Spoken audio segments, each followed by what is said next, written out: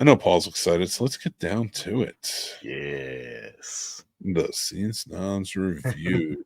Tonight we're talking about the Ministry of Ungentlemanly Warfare and Late Night with the Devil. And I thought, because I know what Paul really wants to talk about with his horror background, is we'll start with the Ministry of Ungentlemanly Warfare. It is a movie by Guy Ritchie starring Henry Cavill, Alan Richardson, and more. And what is, they are come together. They are unruly types. Maybe some infraction breakers, some real don't go by the rules types, if you know what I mean. And they are brought together by Winston Churchill to start terrorizing the Nazis. How so? By taking out the U-boats. And that's going to start by taking out their supply ship. It's based on a true story, and I did enjoy this one, I got to tell you. Yes. I had a lot of fun. This is Guy Ritchie. This is the Guy Ritchie I want. Yes. Yeah. This had more of a tone to Snatch or Lock, Stock, or even like the Sherlock Holmes movies, like those ones that I really appreciate from Guy Ritchie. Mm-hmm. Yeah, The Wrath of Man, or the Man of Wrath, or whatever. I don't even know what he seemed. That was a guy who seemed. And I don't want to ruin that for you, but spoil it. The Wrath of, what is it? The Wrath of Man with Jason Statham? Yes. Jason Statham's the only guy who can play a dad, straight up just play a dad, who, when he has to try and stop his son from getting killed, shows all the intensity a dad would have to try and get there. Then once he finds his dead child, shows no emotion whatsoever. and then he goes on a killing spree. I don't know. It was like weird. It was like Guy Ritchie's John Wick, and it just didn't work. I did like The Gentleman, though, in this. So a lot of the good Guy Ritchies, this had a vibe. What did you think of this movie? So I went in there, I honestly thought it was going to be kind of like his last couple ones, which, I did enjoy The Gentleman and a few of his other latest ones. So I wasn't like, oh, I'm going to hate this, but I thought it was going to be kind of the Guy Ritchie formula and kind of set up that, what you expect from Guy Ritchie nowadays. I was pleasantly surprised that it was a lot less necessarily about, I'm not saying there's not violence or killing scenes, but it seemed like they were basing it more on kind of the story. It was kind of, character development, talking about the climate of this, World War II right then and everything like that. And I really, I enjoyed it. I was pleasantly surprised by it. I immediately told my parents they needed to go see it. And I would never tell them to go see a Guy Ritchie movie because they're not much into cursing. And it was kind of nice finally seeing a Guy Ritchie that I could be like, hey, go ahead and see this because the cursing wasn't bad and it wasn't a gore porn. So I think you guys will actually enjoy this, especially because of the story. I thought it was fascinating. It made me want to look more into the U-boats and how much of a big influence that had during the war. That it was a big proponent why the U.S. didn't want to get involved, because they were just everywhere. Right. We wouldn't even, so like that was a big deal. I never knew this story though. So this is very cool to kind of see that it is based on a true story, and then kind of deep dive into it. I don't mind sensationalized history. As long as like a movie like this, it's the general story. Right. It does. I can have a harrowing tale. Like I love The Great Escape, but I know that's not the actual like truth behind the story. Right. Just the facts of like certain things that happen. I like that they divided it up. It wasn't just like the ungentlemanly types, which is a whole crew. And then you had Isa Gonzalez, who played Marjorie Stewart, and then you had Heron, played by Babs. I'm going to ruin his last name, but he is a fantastic actor. I love him, and I love them in Strange New World. I love him on Strange New Worlds, but Babs Olusan Moken. I hope I said that somewhat right, and I'm sorry if I did. But he is a fantastic actor. But they played the spies, and I loved that. I see. I was torn in this movie. It worked out well together, all of it. But I could have done a movie on either one. Right. Like I was like, I almost want more of both. Right. Stop dividing it up. But I really did enjoy this. I am really liking Isa Gonzalez. She was great in this. She was on 3 Body Problem, which I just finished. So like she's doing really well. So in this one, I really did enjoy. And the bad guy is the bad guy from Beverly Hills Cop 2, Till Schweiger. So I was very excited to see that.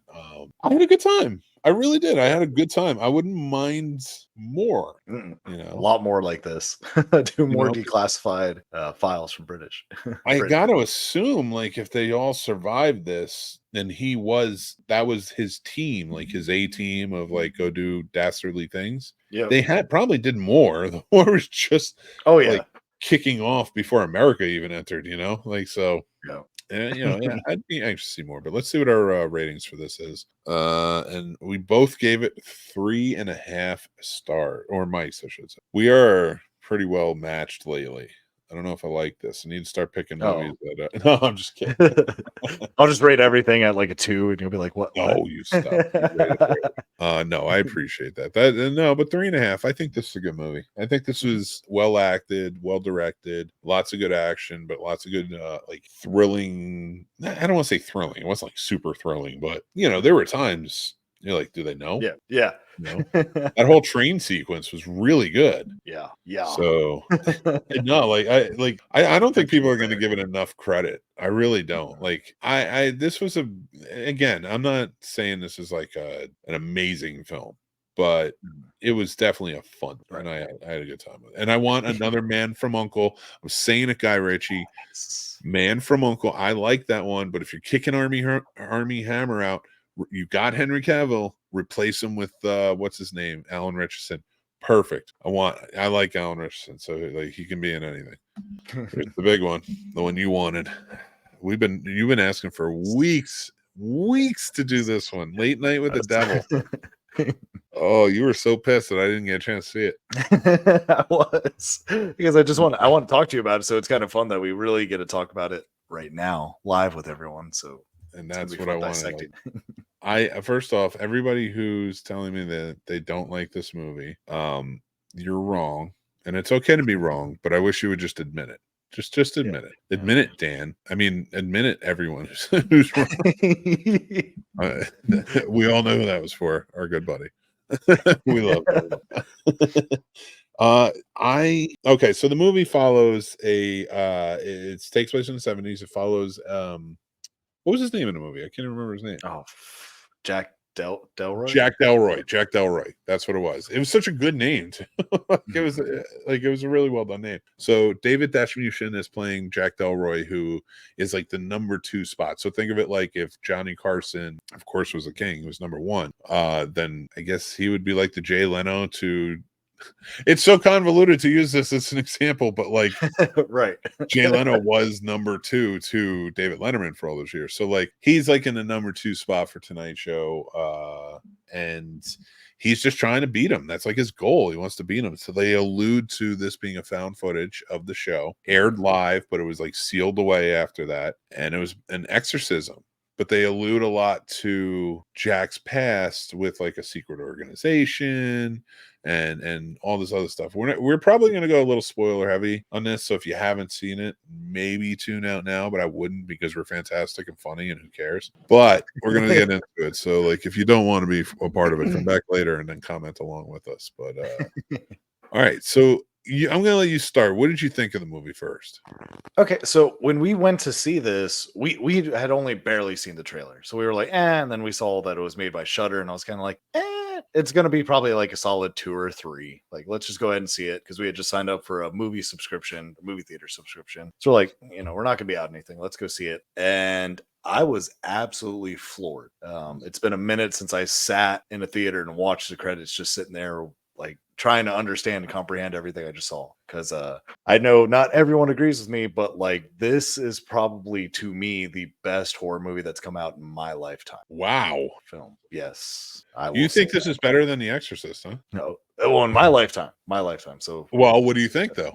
I stand by the I will say so okay, The Exorcist. I don't want to talk shit about The Exorcist. The Exorcist is great, right? Shock value, all of that. But I would say this is the godfather of exorcism. It didn't need all of the extra. It didn't need everything like that. It was very elegant, and there was a lot more depth to this than The Exorcist. All right. Listen. Oh, no. No. I'm not going to put listen, The Exorcist works on a perfect level. Like, there's just some movies that are we say perfect, but it really isn't that they're perfect. It's that they're memorable. It's that they have the perfect amount of great story, great acting, great appeal, and enough nostalgia to keep it alive forever. The Wizard of Oz, Right. The Godfather, like The Exorcist. I would call The Exorcist one of those things. To me, this movie has that. It's just harder and harder to get movies like that now. And I don't think it's going to go down like that. It should, but it just, with the controversy and people refusing to see it and all that, it's not going to go down like that. But I do agree with you. And our buddy James MCD Reviews is here. He says the same. He's, to him, it's contender for top 10 best of the year. It's a great film. I think this is, and I do not say this lightly, this is probably the second best exorcism film I've ever seen. And for a very similar reason that I like them. The ending, I liked how it plays out. I realized during this podcast, I'm like trying to choose my words wisely here, because it is true. It's like, this is one that could have gone down memorable. That's why in today's world it drives me crazy. It's like people listen to headlines before they actually go and find out for themselves. I couldn't see Back to the Future doing well this time around. Right. Because it would just get drowned out. People would see it, but it probably would be like 2 or 3 at the box office, So that's what I mean when I'm like, this movie probably won't get remembered as much. Yeah. But it has it. It's that good. And at least we can say we remember it. Yes. And the people who say that it isn't good, well, I don't know what to tell them. Yep. But our ratings for this, yes, 4.5 out of 5. Both of us, we both the same again this week. That's crazy. Now I don't want to rush you off. Like, if you have anything you want to add about this movie, please go for it, bud. Oh yeah. I kind of want to preface it. I know we said, it's an Exorcist movie, but I'd like to say this is almost more like a Rosemary's Baby, honestly, because it's more of a story about greed, because it's all about Jack, honestly. Like, it's about his greed and his ambition to do whatever he needs to do to be able to become famous. And I love Rosemary's Baby. So when I realized, kind of what was going on, and realizing when they emphasized how, oh, well, his wife died of lung cancer, but never smoked, I was like, well, that's kind of odd. And then you saw that he was part of, I just got the Bohemian Grove. I was kind of like, well, I'm putting these pieces together, and it's like, okay. So I will say, as much as an Exorcist movie this is portrayed to be, I think there's a lot more to it than that. So it's not just the Exorcist. It's not just head spinning, things like that. This was probably, it sounds silly to say it like this, but it was probably one of the first movies I completely felt immersed into. I bought everything in this movie, and I've watched this movie at least 12 times now. Jesus, it only came out like a month ago. I know. Wow, it really is a memorable one for you. Yes. It's the first one where I can't, like, I've tried to watch like every scene multiple times. Like, you don't see any mishaps, because sometimes in certain horror movies or certain things, you can catch little things, or even a cell phone in someone's back pocket, but they're supposed to be in the 1980s. Things like that. This one, it looks like they took care of every scene and did it right, to where I actually bought this was a talk show. And for some of my friends that, hate POVs, I kept telling them, I was like, I get this says this is a POV, but if anything, I feel like it's almost its own category of just being an archive. I guess I would still call it a found footage film, because it is a found footage, but you're right, it's not really a POV. It's just, like, I like that.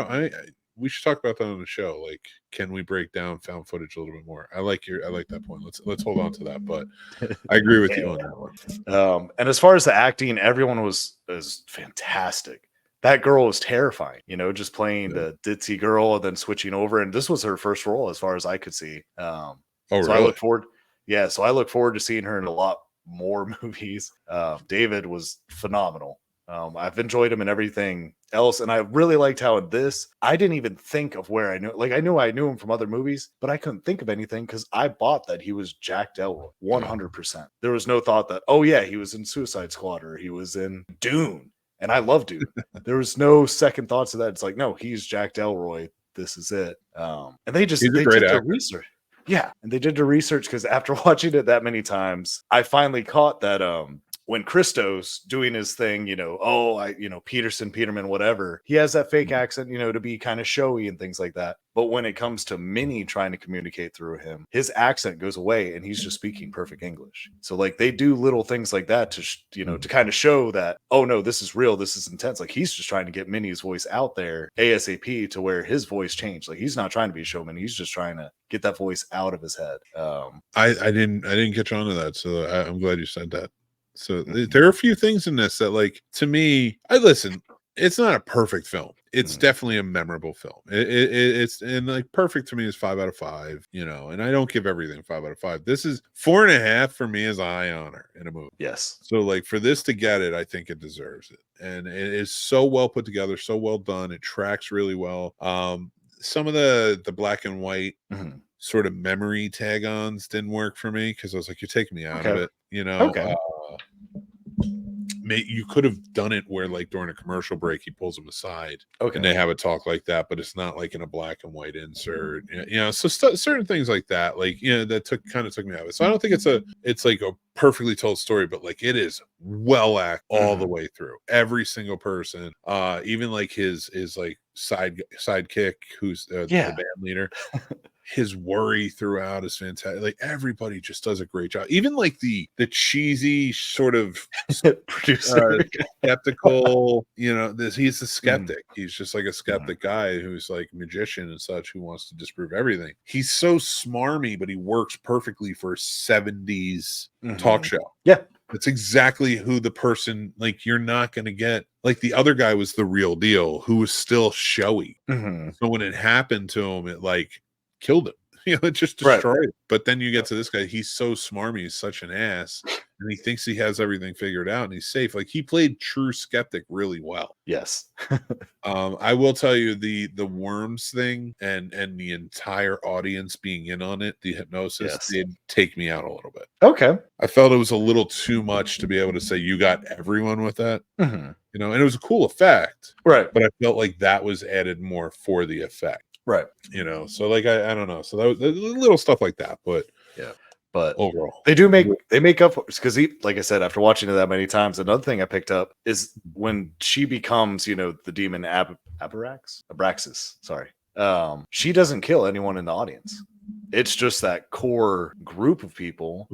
And I didn't realize it, but you see it nonstop. And I was wondering why I was in there. But then I think it finally clicked that it was set up to make Jack Delroy look like the bad person the whole time, because you see the camera guy, the whole time. And he's like, I don't see, you're not seeing, what are you talking about? Like, you're not seeing this. Oh, I think it's set up so that Abraxas isn't showing the actual audience, like TV audience, what's actually going on there. That way it just looks like everything kind of as crazy is happening. And then when he stabs her at the end, because he thinks he's stabbing Minnie, it actually just looks like Jack Delroy just stabbed her just for nothing. Yeah. No, they set it up really well, that ending too. It's not that I disliked any of it. It's just that that was the only thing, like and I got why they needed to do it. You're right. Like, who's in on the trick here? You know what I mean? So like, and so I understood. I think it was too big. Okay. So like that was like it was more done for that effect. Yes, to further the tale too. But it was more done for that effect of him ripping himself open. It was like, it's too long. You're trying to hold on to this hypnosis theory, and it's like it almost feels supernatural with how long this is. Right.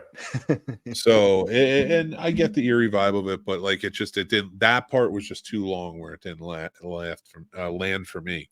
Cool effect, but never sacrifice the story for effect. Right. That's my personal stance, but but we do have an all new mixed movie pick from 2015, and in lieu of us hating Scoop, I wanted to tell everybody to go watch Spotlight, the actual perfect one. That's I was like, let me for anybody who maybe didn't hear last week, now you can go back and check that out, but go check out Spotlight for sure. Great movie. That's my list and for today. So go check it out and enjoy it, and you tell me what you think of it, you crazy people. But I want to thank also our guest, Wise. Thank you for joining in tonight. We really, truly appreciate you being a part of it. And just talking about us with some BS and some fun and having a good time.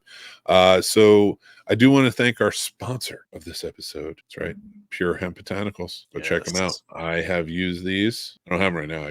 But this is a good deal. I need to go check Delta 9 THC gummies. I do enjoy them. So if you guys are looking for it, make sure you are good to go and go take it out, and then go down in the link below and get your 25% off. But before we get going, do you have anything you'd like to add, sir? If there's a free public restroom, make sure to use it. No, don't do that if you don't want to. Yeah. Don't listen to them.